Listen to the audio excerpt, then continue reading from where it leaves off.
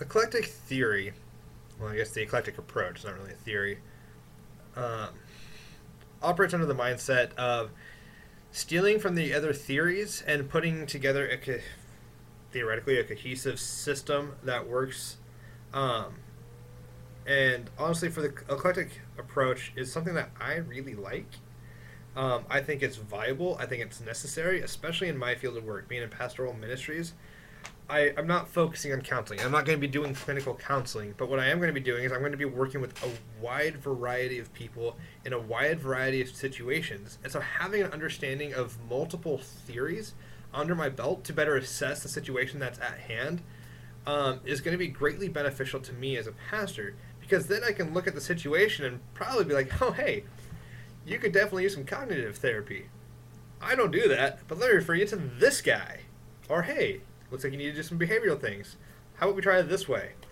Wow, you could really use a humanistic approach. I get that. How about this person?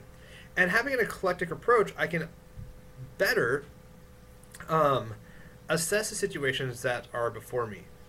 Um, Obviously, with the eclectic approach, you don't have the purity of any one theory. You don't understand anything as well as one possibly could. You're not an expert in any theory. You're not going to be an expert in cognitive therapy. You're not going to be an expert in family systems therapy. But what you are going to be is relatively adept at many of the theories. And the eclectic approach that I tend to lean towards is an eclectic approach that has a focus in a few instead of trying to wrap one's brain around every single theory out there, because that's way too much information for any one person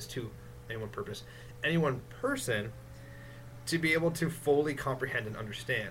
But getting our heads around two, maybe three theories is something that can definitely be done with a lot of research, a lot of practice, and a lot of training.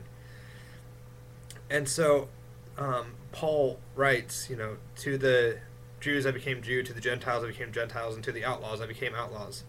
Um, and I feel like that verse really shows the application of the eclectic approach. Is you're becoming what you need to be to that person. I'm going to be able to better reach a person who needs humanistic counseling if I have understandings of humanistic theory under my belt. I'm going to be able to reach someone who needs cognitive counseling if I know the cognitive approach.